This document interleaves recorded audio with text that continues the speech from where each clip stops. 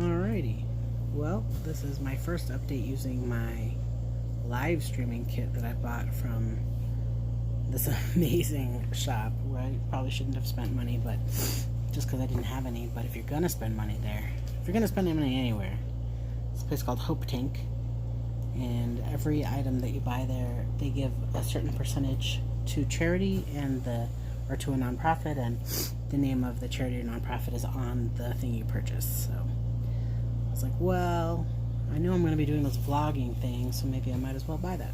So I'm happy I did. It seems kind of cool. It is nighttime, but I have this beautiful bright light on my eyeballs.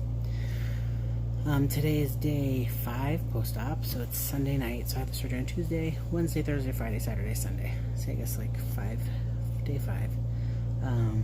Today has been so far the best day in terms of foods I've gotten to eat.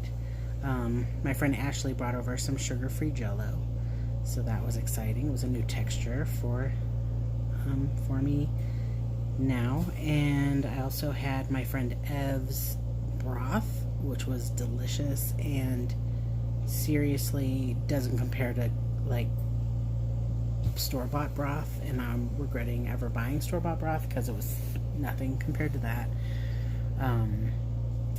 And I also, for some random reason, bought borscht a little bit ago. My mom's in town and she likes borscht, so she was like, hey, I'm gonna open the borscht. I was like, I can probably have the borscht juice. So I did, and it was magnificent. It's one thing, this will definitely make you appreciate food a lot more. So that was delish. And then I realized I just hate the protein shakes. They're so overly sweetened. So I've started making my own protein shakes. So uh-oh. What did I do? Technical difficulties. Okay, that's back. I just pulled on it too hard. Realize I don't like the protein shakes, the prepackaged ones. They're like so overly sweet and chemical and gross. So I've started making my own protein shakes. I haven't heard back from the nutritionist if that's okay yet, but I think it'll be fine. I'm doing part whole milk to part unsweetened almond milk to a scoop of whey powder with a little bit of banana and a little bit of peanut butter. And it's so wonderful and doesn't taste sweet except for like that hint of banana. And whey has a little sweetness, and I've enjoyed that a lot more and have been drinking it more consistently than any of those other shakes, protein drinks. So super happy about that. Part of my journey with this is that I don't like diet food. I don't like it, and never have, and have been opposed. Oh man, that little light thing keeps going out. I'm just gonna screw it for now. I've never liked diet food.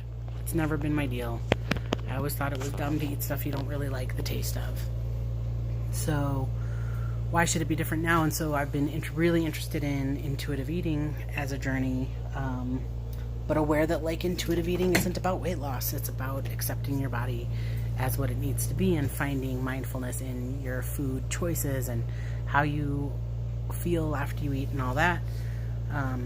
For me, I did need to have weight loss for my health, but I really want intuitive eating to be the main modality of eating that I sit with after this. So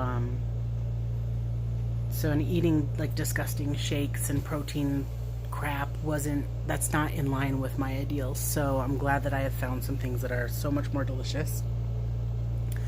I feel, pretty good, I guess. I woke up in a decent amount of pain. Have still been taking some of the narcotic pain meds, which I'm not a big fan of doing because I'm in recovery, but I've only taken, I think, 1 or 2 today, and then I took 1 tonight before I go to bed. The mornings have been hardest because it's after all the pain meds have left the system and getting out of bed and everything.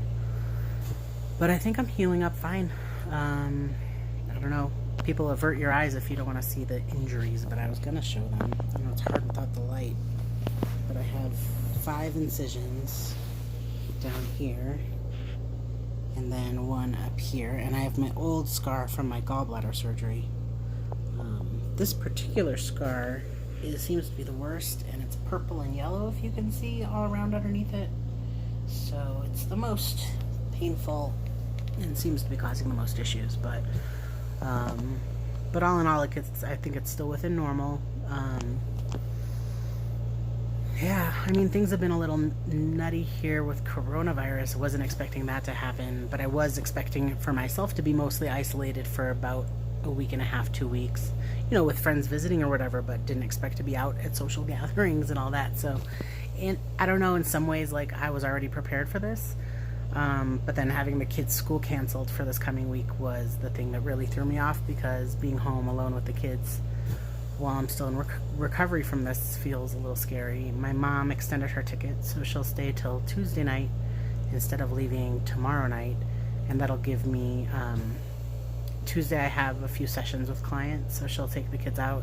The zoo is doing this interesting thing where they're staggering entrance times, so my mom's gonna be part of the 10 o'clock entrance at the zoo, and they're just keeping it sparse so that people can still come see the animals, but don't have too much crowding, which I think, yeah, it's great. It's better than closing everything, because there's just literally nothing to do with kids. And if you can take them out, then it's good for them to be out.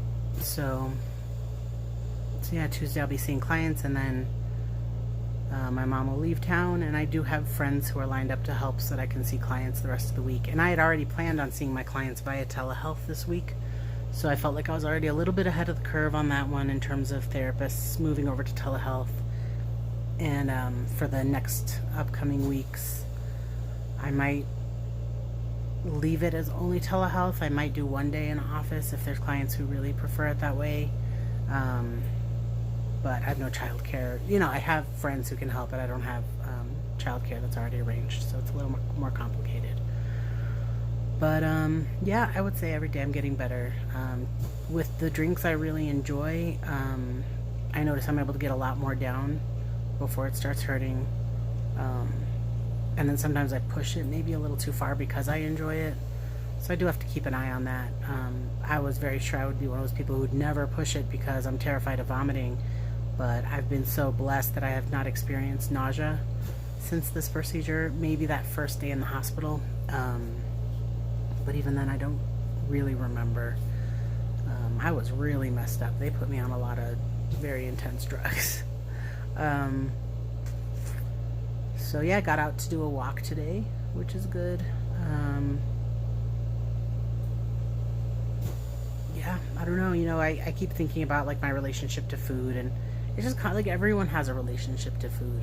And one of my friends said that her husband had the gastric sleeve done, and that he hasn't really done a good job of working on his relationship with food. So he's still doing great, but I guess he still snacks a lot. I don't know. That's the thing, is like I really am into the intuitive eating, because I'm like, there's nothing wrong with snacking, just having some mindfulness around it. So it's a journey.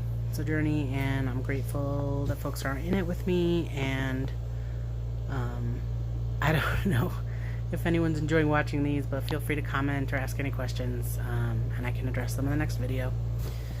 Tomorrow I have a post-op phone call with a nutritionist, and she'll probably tell me that I can either start tomorrow or Tuesday eating some new foods: cottage cheese, veggie refried beans, egg whites, and yogurt.